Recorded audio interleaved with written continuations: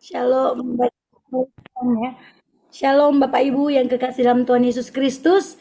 Ya, Tuhan baik sekali bagi kita. Hari ini memang harinya Tuhan yang mau Tuhan nyatakan dalam kehidupan kita. Ya, terbukti kita boleh hadir, boleh bersama-sama, internet boleh berjalan lancar dan kita patut syukuri ini semua. Kita akan mulaikan ibadah kita. Mari kita memuji Tuhan. Haleluya. Haleluya.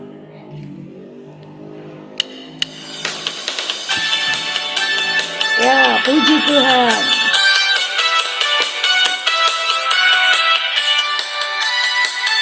Mari kita bersukaria.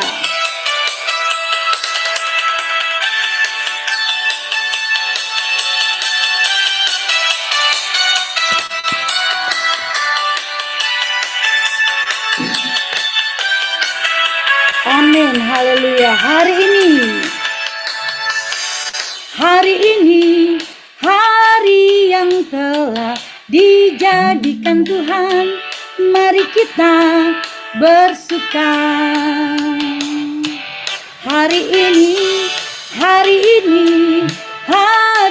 yang telah dijadikan Tuhan.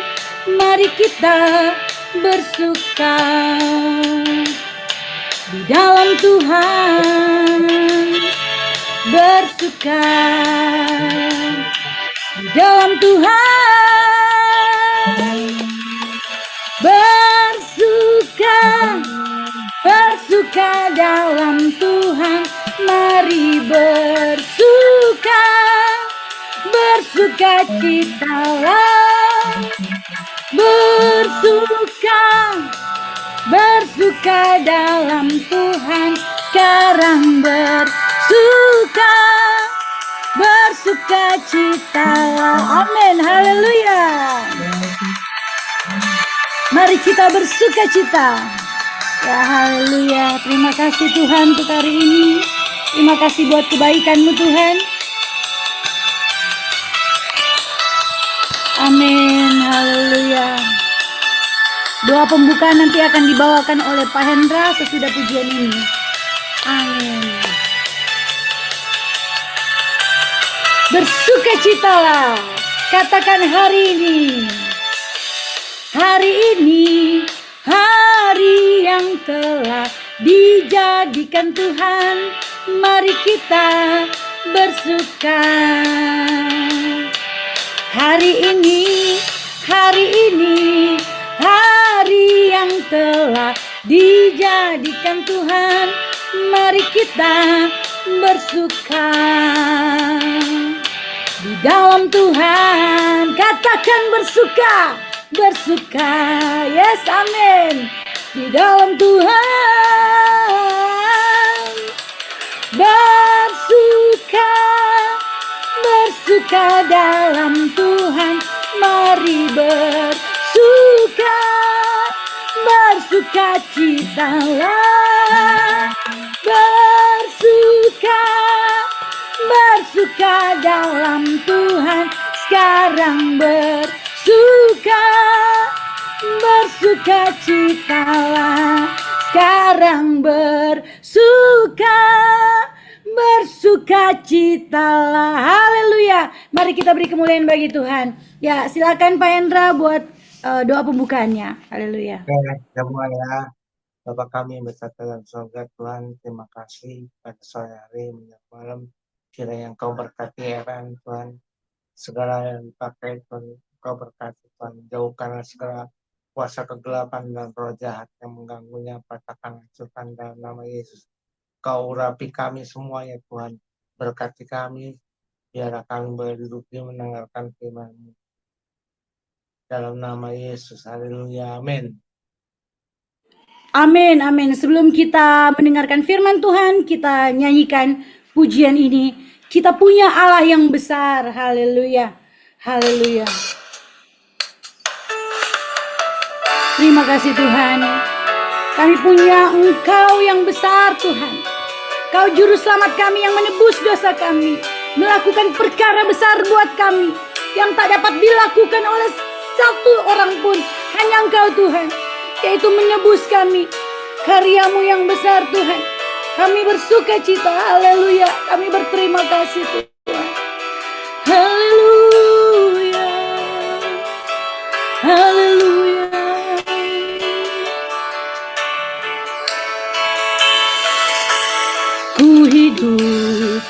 benar percaya. Katakan kau yang berjanji, kau yang berjanji setia. Pengharapanku selalu ada di dalam-Mu. Ku tidak akan menyerah, ku tidak akan menyerah, meski dalam kesesakan. Seluruh hidupku dalam genggaman-Mu. Oh, katakan, aku punya Tuhan yang besar, yang telah berjanji dan sanggup menggenapi.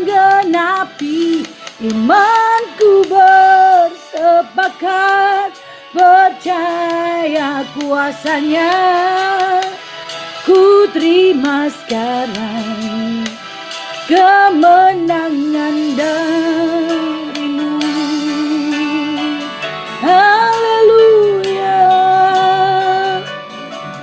Terima kasih Tuhan, kami telah terima kemenangan dari Tuhan.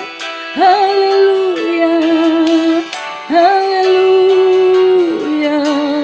Kudus, kudus, kudus Tuhan, kudus, kudus Tuhan. Terima kasih Tuhan. Haleluya, haleluya. Terima kasih Tuhan. Haleluya.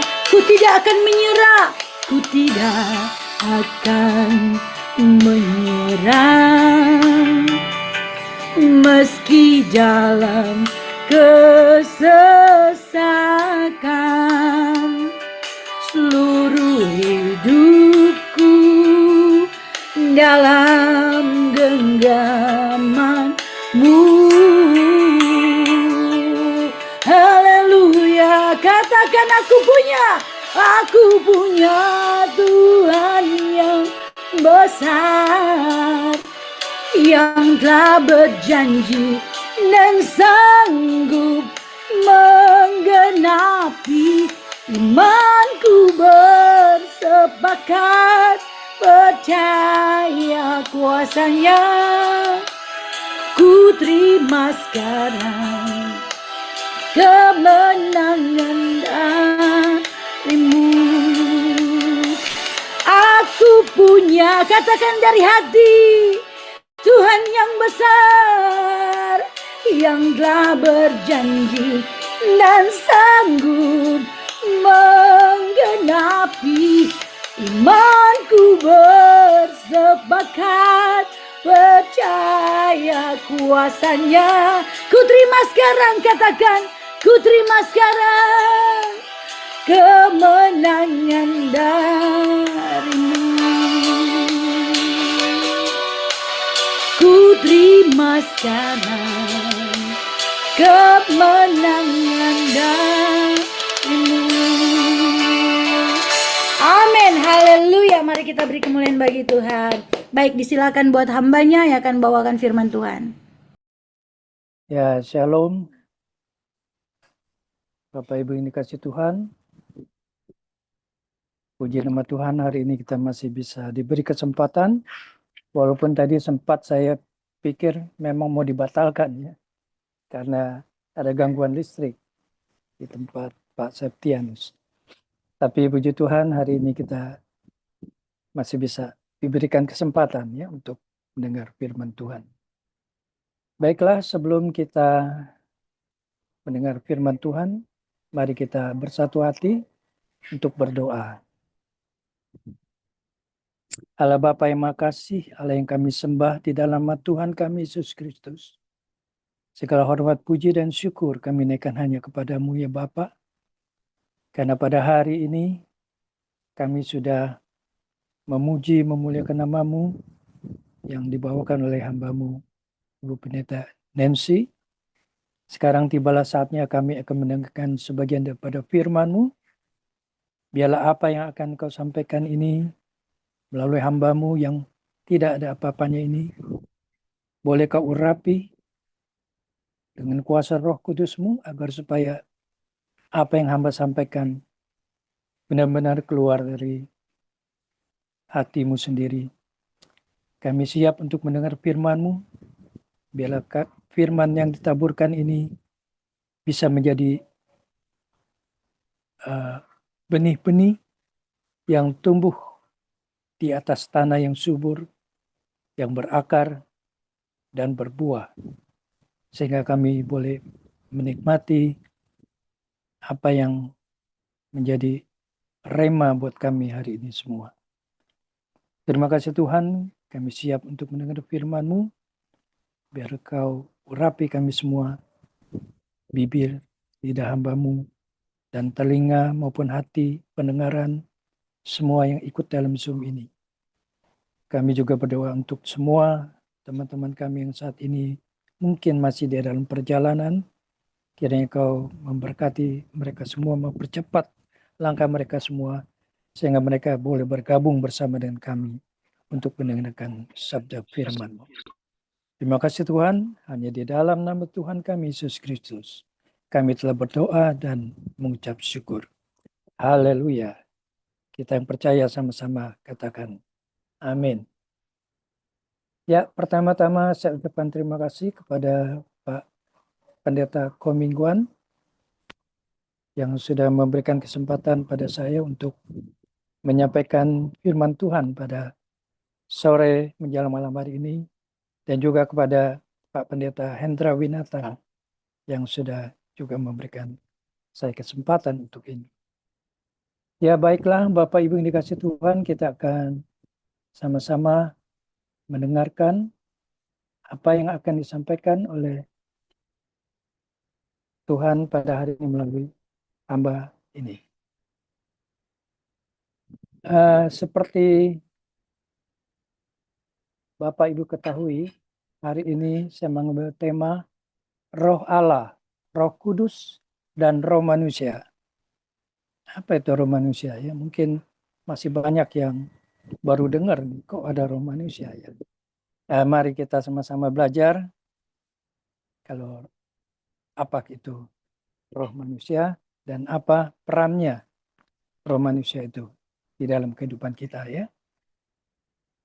Seperti Bapak Ibu ketahui bahwa menurut Alkitab tubuh manusia itu terdiri dari 3 unsur, yaitu 1, roh atau spirit.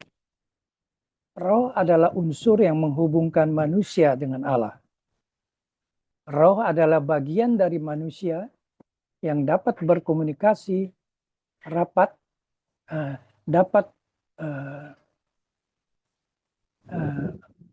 roh Allah adalah bagian dari manusia yang dapat berkomunikasi dengan Allah. Ya.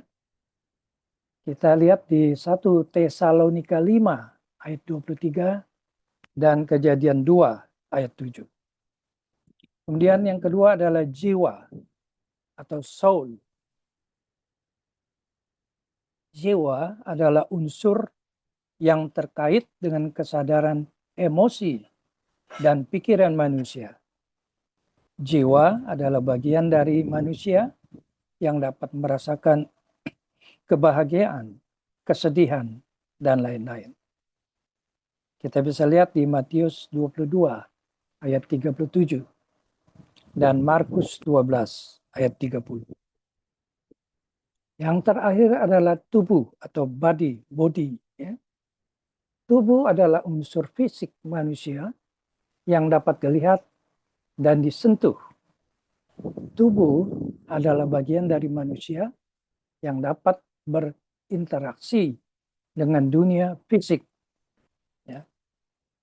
Nanti bisa dilihat di Roma 12 ayat 1 atau 1 Korintus 6 ayat 19 dan 20. Nah, ayat-ayat yang terkait dengan 3 unsur ini adalah 1 Tesalonika 5 ayat 23.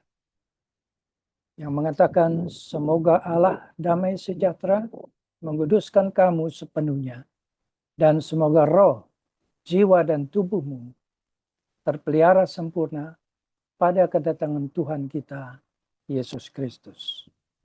Yang satu, ayat yang kedua adalah Kejadian 2 ayat 7. Tuhan Allah membentuk manusia itu dari debu dan tanah, dan menghembuskan napas hidup ke dalam hidungnya. Demikianlah manusia itu menjadi makhluk yang hidup. Ya, jadi dihembuskan dulu roh Allah ke dalam tubuh manusia yang dibentuk dari tanah dan debu itu, barulah dia bisa hidup menjadi makhluk yang hidup. Ya.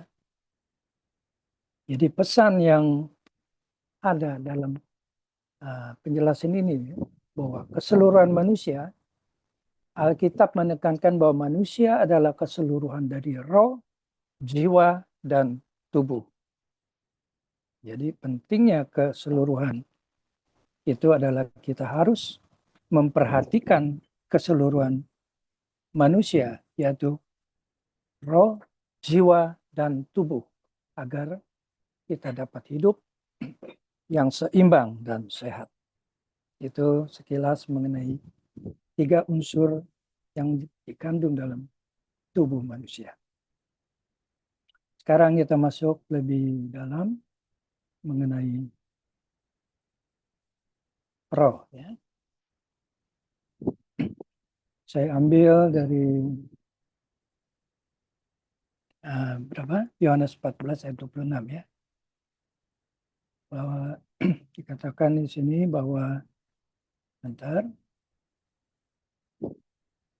Ya. Saudara yang dikasihi Tuhan, roh manusia hadir dalam tubuh penciptaan manusia. Menurut Alkitab, ketika Tuhan Allah membentuk manusia dari debu dan tanah dan menghembuskan napas hidup ke dalam hidungnya, maka manusia menjadi makhluk yang hidup. Ya. Kejadian 2 ayat 7. Dalam Kejadian 2 ayat 7 dikatakan, ketika itulah Tuhan Allah membentuk manusia itu dari debu, tanah, dan menghembuskan napas hidup ke dalam hidungnya. Demikianlah manusia itu menjadi makhluk yang hidup. Ini menunjukkan bahwa roh manusia diberikan oleh Allah sendiri dan merupakan bagian dari diri manusia yang tidak memiliki wujud fisik. Ya. Karena itu roh, ya, tidak terbentuk secara fisik. Ya. Nah, sekarang Roh Kudus. Roh Kudus hadir di dalam tubuh manusia. Sejak kapan Roh Kudus hadir dalam tubuh manusia? Roh Kudus hadir dalam tubuh manusia sejak manusia percaya kepada Yesus Kristus. Kisah Para Rasul 1 ayat 4 dan 5. Yesus memerintahkan murid-muridnya untuk menunggu di Yerusalem sampai mereka menerima Roh Kudus. Ya, itu yang pertama. Yang kedua, Yohanes 14 ayat 16 dan 17. Yesus berjanji bahwa Bapa akan memberikan Roh Kudus kepada murid-muridnya setelah ia pergi. Ya, perannya Roh Kudus. Roh manusia, Roh Kudus, dan Roh Allah adalah konsep yang berbeda di dalam Alkitab, saudara. Apa itu roh manusia? Roh manusia adalah penciptaan. Manusia diciptakan menurut gambar Allah dengan roh yang diberikan oleh Tuhan. Itu kita lihat di Kejadian 2 ayat 7 tadi ya. Kemudian ada aspek spiritual. Roh manusia adalah aspek spiritual yang memungkinkan manusia berhubungan dengan Tuhan dan memiliki kesadaran spiritual. Ya, jadi tanpa roh kita tidak punya link atau hubungan aspek spiritual, ya, memungkinkan kita untuk berhubungan dengan Tuhan. Nah itu, ya. Ketiga, kematian. Ketika manusia meninggal, rohnya kembali kepada Tuhan yang memberikannya. Pengkhotbah 12 ayat 7. Jadi kalau manusia itu meninggal, rohnya kemana? Rohnya kembali kepada Sang Pencipta. Ya. Sekarang Roh Kudus. Roh Kudus adalah pribadi ketuhanan. Roh Kudus adalah pribadi ketiga di dalam Trinitas. Memang Trinitas tidak dimuat di dalam Alkitab, ya. Tapi kita semua sudah mengimani bahwa Allah kita adalah mempunyai sifat Trinitas, yaitu bersama dengan Bapa dan Anak. Ya. Jadi Roh Kudus itu bersama dengan Bapa dan Anak. Kita lihat di Matius 28 ayat 19, ya, nanti dibaca. Yang kedua adalah Roh Kudus bekerja di dalam kehidupan orang percaya. Amin. Memberikan kekuatan, bimbingan, dan penghiburan. Itu pekerjaan dari Roh Kudus. Ya. Yohanes 14 ayat 16 dan 17. Oke, terus pengisian Roh Kudus. Orang percaya dapat dipenuhi dengan Roh Kudus yang memungkinkan mereka hidup dalam kuasa dan kebijaksanaan ilahi. Efesus 5 ayat 18. Ya. Jadi Roh Kudus itu memberikan pada orang percaya untuk dipenuhi, yang memungkinkan mereka hidup di dalam kuasa dan kebijaksanaan ilahi. Nah, sekarang yang terakhir adalah Roh Allah. Apa itu Roh Allah? Roh Allah adalah sifat Allah. Roh Allah adalah sifat Allah yang menggambarkan keilahian dan kuasanya. Bisa dilihat di Yohanes 4 ayat 24. Kemudian pekerjaan Roh Allah. Apa pekerjaan Roh Allah? Roh Allah bekerja di dalam penciptaan, inspirasi, kehidupan orang percaya. Ya. Di Mazmur 33 ayat 6 dan 2 Timotius 3 ayat 16. Nah, sekarang kalau tanya apa perbedaannya roh manusia, Roh Kudus, dan Roh Allah. Jadi roh manusia adalah aspek spiritual manusia yang diciptakan oleh Tuhan. Jadi roh manusia itu adalah aspek spiritual daripada manusia yang diciptakan oleh Tuhan. Yang kedua adalah Roh Kudus. Apa itu Roh Kudus? Roh Kudus adalah pribadi ketiga di dalam Trinitas yang bekerja di dalam kehidupan orang percaya. Jadi Roh Kudus itu baru bekerja di dalam kehidupan orang yang percaya. Kalau yang belum percaya gimana? Ya nggak ada Roh Kudusnya. Yang ketiga, Roh Allah. Nah, beda apa Roh Allah? Roh Allah adalah sifat Allah yang menggambarkan keilahian dan kuasanya. Ya. Jadi itu 3 perbedaan yang terdapat di dalam roh manusia, Roh Kudus, dan Roh Allah. Terus kalau kita melihat ayat-ayat yang terkait dengan itu adalah Yohanes 4 ayat 24. Allah itu roh, dan barang siapa menyembah dia harus menyembahnya dalam roh dan kebenaran. Ya, Yohanes 4 ayat 24. Kemudian 1 Korintus 2 ayat 11. Sebab siapa gerangan di antara manusia yang tahu apa yang ada di dalam diri manusia selain roh manusia itu sendiri yang ada di dalam dia. Apa yang ada di dalam diri kita, itu yang tahu ya roh manusia itu ya, yang ada di dalam diri kita. Kemudian Matius 28 ayat 19 dikatakan, pergilah, jadikanlah semua bangsa muridku, baptislah mereka dalam nama Bapa dan Anak dan Roh Kudus. Ini amanat agung Yesus, ya. Matius 28 ayat 19. Jadi sebagai anak-anak Allah, kita harus menjalankan amanat agung Yesus ini. Pergilah, jadikan semua bangsa muridku. Jangan milih ini bangsa ini bukan murid Yesus, ya, nggak bisa. Semua bangsa dikatakan boleh dibaptis. Ya, setelah mereka percaya menerima Yesus sebagai Tuhan dan Juru Selamat, mereka akan dibaptis. Ya. Itu kira-kira yang dimaksud dengan ayat-ayat yang terkait. Kemudian pesan apa yang ingin disampaikan dari ayat-ayat tersebut di atas? Pengertian yang jelas, memahami perbedaan antara roh manusia, roh kudus, dan roh Allah. Itu sangat penting untuk memahami ajaran Alkitab.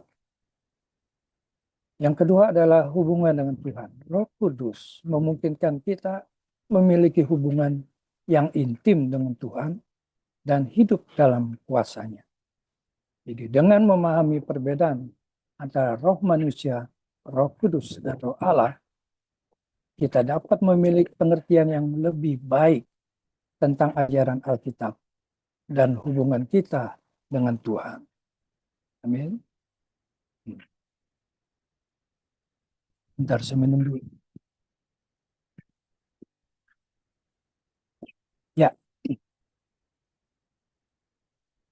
Sekarang bagaimana kita membedakan roh, membeda-bedakan roh, terutama roh Allah dan roh manusia. Di dalam konteks doa dan pengalaman spiritual adalah topik yang kompleks dalam memerlukan kepekaan spiritual. Ada beberapa aspek untuk dipertimbangkan. Yang pertama adalah roh Allah atau roh kudus. Dalam teologi Kristen, Roh Kudus adalah pribadi ketiga dari Tritunggal yang bekerja dalam hati orang percaya untuk memimpin, menghibur, dan memberikan kuasa. Yohanes 14 ayat 26, Roma 8 ayat 26 dan 27. Sedangkan roh manusia adalah aspek spiritual dari diri manusia itu sendiri yang dapat dipengaruhi oleh berbagai faktor, termasuk emosi, pikiran, dan kehendak. Ya, itu bedanya. Kalau roh manusia adalah aspek spiritual dari diri manusia yang dapat dipengaruhi oleh berbagai faktor, antara lain emosi, pikiran, dan kehendak. Itu yang dimiliki oleh roh manusia. Terus bagaimana cara kita membedakan?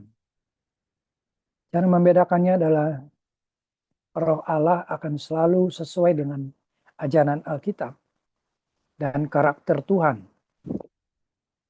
Seperti tertulis di 2 Timotius 3 ayat 16 dan 17. Kemudian Roh Kudus memimpin orang percaya untuk hidup yang sesuai dengan kehendak Tuhan. Galatia 5 ayat 16 ke 18 dan Roma 8 ayat 14. Kemudian Roh Allah sering membawa kedamaian dan ketenangan yang melampaui pemahaman. Yang melampaui pemahaman kita. Itu Roh Allah. Ya, Filipi 4 ayat 7. Terus kita juga sudah mengenal apa itu buah roh. Buah Roh Kudus itu mencakup kasih, sukacita, damai sejahtera, kesabaran, kemurahan, kebaikan, kesetiaan, kelemah lembutan, dan penguasaan diri. Di Galatia 5 ayat 22 dan 23. Kemudian orang percaya itu dapat mengalami kesaksian internal dari Roh Kudus. yang menegaskan kebenaran spiritual. Jadi orang yang percaya dapat mengalami kesaksian internal, ya, kesaksian hidup dalam diri dia sendiri dan Roh Kudus yang akan menegaskan kebenaran spiritual itu. Roma 8 ayat 16. Di dalam doa, ketergantungan pada Roh Kudus. Orang percaya dapat meminta pimpinan Roh Kudus untuk memahami kehendak Tuhan. Ya. Jadi di dalam doa kita, orang yang percaya itu dapat meminta pimpinan Roh Kudus untuk memahami kehendak Tuhan. Jadi kalau kita membaca satu ayat firman Tuhan kita nggak ngerti, ya kita tanya sama Tuhan, tanya ya pada Roh Kudus, apa nih maksudnya ya? Nanti Tuhan akan memberikan pencerahan. Bisa melalui audible, bisa juga melalui hamba-hamba Tuhan lain yang ditunjuk ya. Jadi Roma 8 ayat 26 ayat 27. Kemudian motivasi doa yang dipimpin oleh Roh Allah kecenderungan fokus pada kehendak Tuhan dan kemuliaannya. Jadi fokus kepada kehendak Tuhan dan kemuliaannya. Ya, itu yang disebut Roh Allah. Ya, cenderung untuk fokus kepada kehendak Tuhan. Yang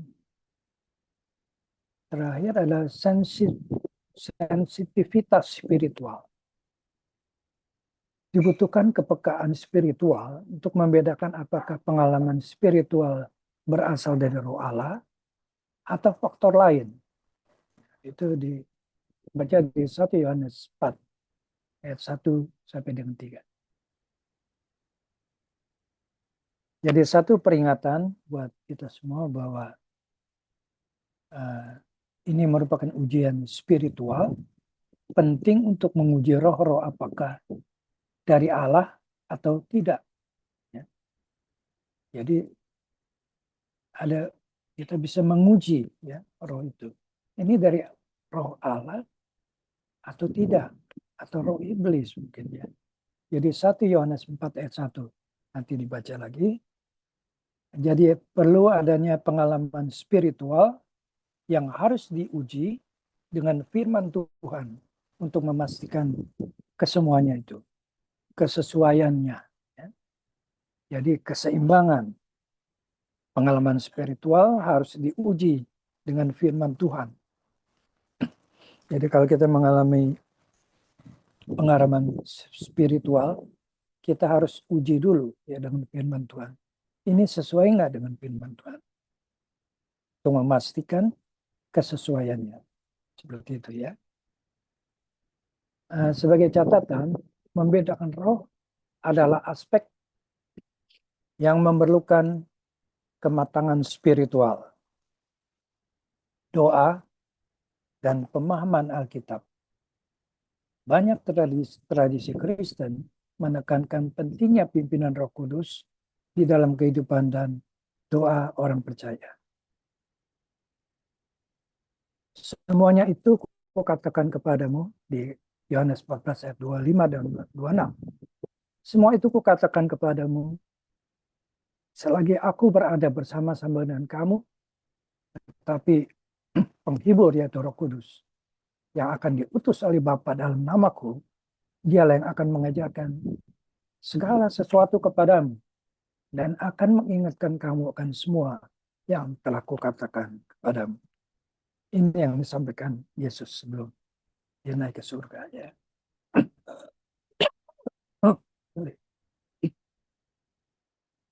Selanjutnya Yohanes 14 ayat 26. Adalah sebuah ayat yang penting di dalam Injil Yohanes yang berbicara tentang peran Roh Kudus. Apa itu peran Roh Kudus? Yohanes 14 ayat 26 dikatakan, tetapi penghibur yaitu Roh Kudus yang akan diutus oleh Bapa dalam namaku, dialah yang akan mengajarkan segala sesuatu kepadamu dan akan mengingatkan mengingatkan kamu akan semua yang telah kukatakan kepadamu. Jadi makna dari Yohanes 14 ayat 26 ini, Roh Kudus sebagai penghibur. Yesus menyebut Roh Kudus sebagai penghibur, menunjukkan perannya dalam menghibur, menolong, dan membela orang percaya. Ya, jadi Roh Kudus sebagai penghibur. Yang kedua, Roh Kudus diutus oleh Bapa. Roh Kudus diutus oleh Bapa dalam nama Yesus, menunjukkan hubungan yang erat antara Bapa dan Anak, yaitu Yesus, dan Roh Kudus di dalam Tritunggal. Ya. Yang ketiga adalah mengajarkan dan mengingatkan Roh Kudus memiliki peran untuk mengajarkan, membantu orang percaya memahami kebenaran spiritual, mengingatkan orang percaya akan ajaran dan kata-kata Yesus. Kemudian pemberian setelah Yesus meninggal adalah, konteksnya adalah Yesus berbicara kepada murid-muridnya menjelang penyalipan, menunjukkan Roh Kudus akan datang setelah Yesus kembali kepada Bapa. Jadi implikasinya adalah pimpinan Roh Kudus, orang percaya dapat bergantung pada Roh Kudus untuk memahami kebenaran dan mengingat ajaran Yesus. Kehadiran Roh Kudus hadir untuk membantu dan menghibur orang percaya dalam kehidupan sehari-hari.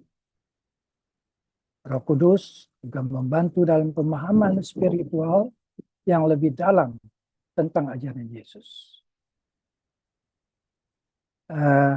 Kalau sudah kurang 5 menit, tolong diberitakan pada saya supaya saya bisa lebih cepat. Konteks yang lebih luas Yohanes 14 adalah bagian dari pembicaraan Yesus dengan murid-muridnya menjelang kesengsaraannya, di mana Yesus memberikan penghiburan dan janji tentang kehadiran Roh Kudus setelah dia pergi. Ya. Itu konteks yang lebih luas ya. Oke, kemudian selanjutnya di Roma 8 ayat 26 dan 27 itu adalah bagian penting dari surat Paulus kepada jemaat di Roma yang berbicara tentang peran Roh Kudus dalam doa dan kehidupan orang percaya. Roma 8 ayat 26 dan 27, demikian juga Roh membantu kita dalam kelemahan kita sebab kita tidak tahu apa yang harus kita doakan sebagaimana mestinya, tetapi Roh sendiri akan berdoa untuk kita kepada Allah dengan keluhan-keluhan yang tidak terucapkan. Jadi kalau kita tidak tahu harus berdoa apa, nah Roh Kudus yang akan membantu kita. Untuk yang kedua adalah demikianlah kamu dapat mengenal Roh Allah. Setiap roh yang mengaku bahwa Yesus Kristus telah datang sebagai manusia berasal dari Allah. Yang ketiga adalah dan setiap roh yang tidak mengaku Yesus tidak berasal dari Allah. Roh itu adalah roh antikristus, ya, yang telah kamu dengar bahwa ia akan datang dan sekarang ini sudah ada di dunia. Jadi bukan yang akan datang, tapi sekarang ini sudah ada di dunia, ya dikatakan. Kemudian saya lanjutkan lagi. Membedakan roh, terutama roh Allah dan roh manusia dalam konteks doa dan pengalaman spiritual adalah topik yang kompleks, ya. Topik yang kompleks dan memerlukan kepekaan spiritual. Ada beberapa aspek yang perlu kita pertimbangkan. Yang pertama adalah roh Allah. Roh Allah atau Roh Kudus. Di dalam teologi Kristen, Roh Kudus adalah pribadi ketiga dari Tritunggal yang bekerja dalam hati orang percaya untuk memimpin, menghibur, dan memberikan kuasa. Roh manusia, aspek spiritual dari diri manusia, yang dapat dipengaruhi oleh berbagai faktor. Ya, oke. Tadi mungkin sudah bacakan. Kemudian apakah tanda awal dipenuhi Roh Kudus? Kalau seseorang itu bisa berbahasa roh, banyak yang mengatakan itu adalah tanda-tanda pertama seseorang dipenuhi Roh Kudus, yaitu dia bisa berbahasa roh. Ya, jadi tanda awal dipenuhi Roh Kudus tidak hanya terbatas, sekali lagi, tidak hanya terbatas pada kemampuan berbicara dalam bahasa roh atau bahasa lidah, meskipun hal ini seringkali dikaitkan dengan pengalaman tersebut. Di dalam Alkitab ada beberapa aspek yang perlu dipahami terkait dengan dipenuhinya Roh Kudus dan manifestasinya. Apa itu tanda-tanda dipenuhi Roh Kudus? Tanda-tandanya seperti apa? Yang pertama adalah berbicara dalam bahasa roh. Dalam Kisah Para Rasul 2 ayat 4, murid-murid Yesus berbicara dalam bahasa-bahasa lain ketika mereka dipenuhi Roh Kudus pada hari Pentakosta. Namun, berbicara dalam bahasa roh bukan satu-satunya tanda.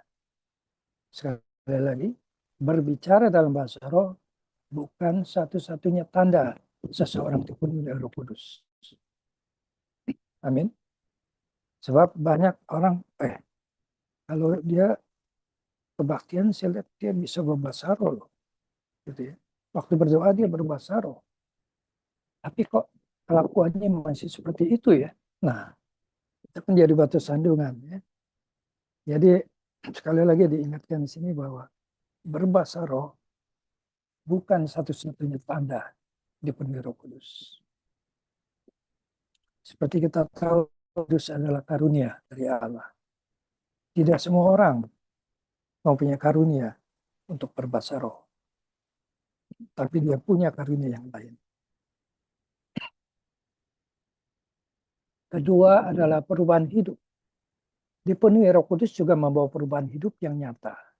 Seperti kasih, sukacita, damai sejahtera, kesabaran, kemurahan, kebaikan, kesetiaan, kelemah lembutan, dan penguasaan diri. Sudahkah kita memiliki semua itu?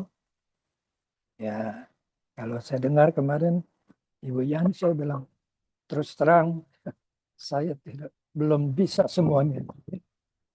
Jadi karena kita memang masih punya kelemahan, kita masih terus berusaha, berjuang untuk memiliki buah roh itu yang di dalam diri kita. Tapi nggak apa-apa, itu semua dalam proses. Puasa untuk bersaksi. Roh Kudus juga memberikan kuasa kepada orang percaya untuk menjadi saksi Kristus. Ya, dikatakan di Kisah Para Rasul 1 ayat 8. Jadi kita juga diberi kuasa untuk bersaksi. Kalau kita mengalami kasih Tuhan, kita harus berani bersaksi. Bagaimana Tuhan telah begitu baik pada saya. Dia memberikan mujizat atau memberikan karunia kepada kita. Dan seterusnya. Itu yang harus kita saksikan. Dikatakan bahwa orang percaya harus menjadi saksi Kristus. Amin. Kemudian ada pentingnya memahami konteks. Kisah Para Rasul 2. Pada hari Pentakosta, murid-murid berbicara dalam bahasa-bahasa lain sebagai tanda awal dipenuhinya Roh Kudus. Namun ini bukan satu-satunya pengalaman Roh Kudus dalam Alkitab.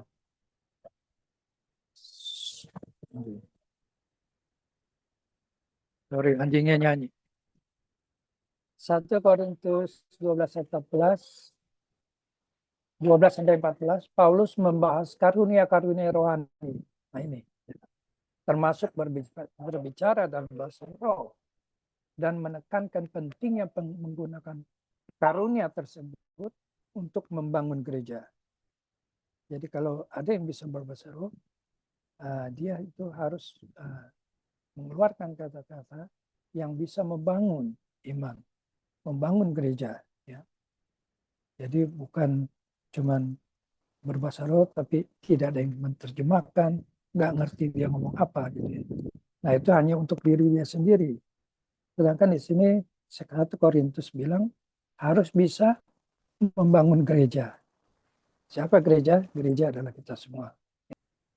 Jadi pesan yang ingin disampaikan di sini adalah persiapan untuk kematian. Kita harus mempersiapkan diri untuk kematian dan menghadapi penghakiman Tuhan. Yang kedua adalah kepercayaan pada Yesus Kristus. Bahwa kita harus percaya pada Yesus Kristus sebagai Tuhan dan Juru Selamat kita. Agar kita dapat memiliki hidup yang kekal. Jadi kesimpulan yang dapat saya ambil dari firman Tuhan hari ini adalah kesimpulan tentang Roh Kudus dan Roh manusia. Roh Kudus dan Roh manusia adalah dua entitas yang berbeda di dalam konteks teologi Kristen. Yang pertama, Roh Kudus adalah pribadi ilahi. Roh Kudus adalah pribadi ketiga dalam Tritunggal yang dianggap sebagai Allah yang sama hakikatnya dengan Bapa dan Anak.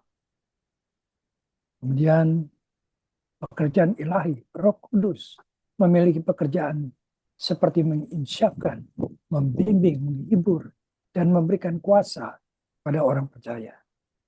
Yohanes 16 ayat 7 sampai 15. Dan Roh Kudus adalah hadiah dari Allah yang diberikan kepada orang percaya sebagai hadiah. Kisah Para Rasul 2 ayat 38. Kemudian Roh Kudus juga adalah kudus. Ya. Roh Kudus adalah kudus. Mewakili kehadiran dan kuasa Allah. Sedangkan roh manusia adalah bagian dari manusia. Roh manusia adalah aspek non-fisik dari manusia. Sering dikaitkan dengan kesadaran jiwa dan aspek spiritual manusia. Nah, ini disebut di sini ada jiwa ya. Jadi kalau orang sakit jiwanya, itu berarti dia masih ada jiwanya, masih ada rohnya di dalam tubuhnya ya. Kemudian roh manusia adalah ciptaan Allah, berbeda dengan Roh Kudus. Roh manusia itu adalah ciptaan Allah, berbeda dengan Roh Kudus yang adalah Allah itu sendiri. Itu ya bedanya. Kemudian kaitannya dengan kehidupan spiritual, roh manusia itu dapat berhubungan dengan Allah melalui iman dan Roh Kudus. Ya, sekali lagi, roh manusia itu dapat berhubungan dengan Allah, yaitu melalui iman dan Roh Kudus. Amin. Perbedaan utama adalah hakikat. Roh Kudus adalah Allah, sedangkan roh manusia adalah bagian dari ciptaan Allah. Fungsi Roh Kudus adalah memiliki peran khusus di dalam keselamatan dan kehidupan orang percaya, sementara roh manusia terkait dengan pengalaman spiritual dan hubungan dengan Allah. Roh Kudus adalah kudus, sedangkan roh manusia dapat dipengaruhi oleh dosa dan perlu pembaruan melalui Roh Kudus. Jadi ayat-ayat yang terkait di sini adalah Yohanes 14 ayat 26, Roh Kudus sebagai penghibur yang diutus oleh Allah Bapa. Roma 8 ayat 9 sampai 11, Roh Kudus berdiam dalam orang percaya. 1 Korintus 2 ayat 11 membicarakan tentang roh manusia dan roh Allah. Implikasinya hubungan dengan Allah, orang percaya memiliki hubungan dengan Allah melalui Roh Kudus. Ya. Kemudian transformasi spiritual. Roh Kudus berperan dalam transformasi spiritual orang percaya. Pemahaman teologi, pemahaman tentang Roh Kudus penting di dalam teologi Kristen. Sebagai catatan, konsep Tritunggal adalah Bapa, Anak, dan Roh Kudus adalah fundamental di dalam teologi Kristen. Interpretasi teologi adalah ada berbagai interpretasi teologi tentang Roh Kudus dan Roh manusia di dalam denominasi Kristen yang berbeda-beda. Roh Kudus dan Roh manusia memiliki perbedaan signifikan di dalam konteks teologi Kristen dengan Roh Kudus sebagai pribadi ilahi yang berperan penting di dalam kehidupan spiritual orang percaya. Ya, itu saja yang mungkin yang bisa dapat sampaikan hari ini. Mungkin terlalu agak panjang, tapi mudah-mudahan bisa diserap, dimengerti apa itu perbedaan antara roh manusia, Roh Kudus, dan Roh Allah. Amin. Mari sebelum kita lanjut, kita akan tutup pertemuan kita hari ini dalam doa. Mari kita bersatu di dalam doa. Allah Bapa yang makasih, puji dan syukur kami naikkan padamu ya Bapa. Karena pada sore menjelang malam ini kami diberikan kesempatan kembali untuk belajar bersama-sama apa sesuai dengan tema hari ini, Roh Allah, Roh Kudus, dan Roh manusia. Semoga apa yang sudah kami dengar dan ditaburkan boleh menjadi hikmat, menjadi hikmah buat kami semua tentang apa yang harus kami lakukan sebagai orang percaya yang mengenal Engkau sebagai Allah yang hidup, yang kami kenal dalam Allah Bapa, Putra, dan Roh Kudus.